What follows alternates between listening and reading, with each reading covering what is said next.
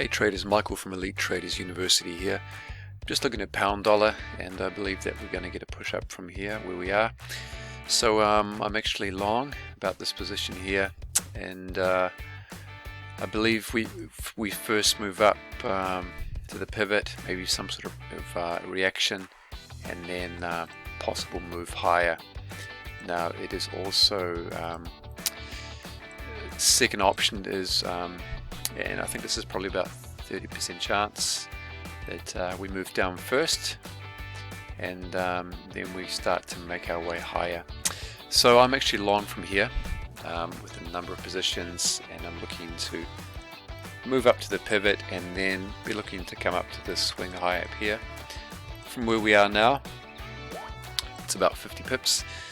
So look, my stop is actually below these lows down here, and if it does come down that far, actually we'll be looking to get long again, because I believe the overall market structure is to move higher.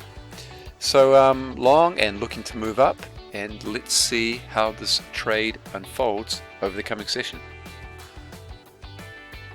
Okay guys, so here's how our trade played out. As I noted, we were long back in this region here. As you can see, we've got a quick push up to the pivot, and I think we're in for a continuation higher. So let's have a look and some of my positions. So let's look at our deal map. Now I was actually long earlier in the day, and I closed out a couple back here for break even, just because the time of day didn't move up as quickly as I expected, and so I took out these positions for break even, and then got back in here again, and we took a number of positions for plus 15 pips.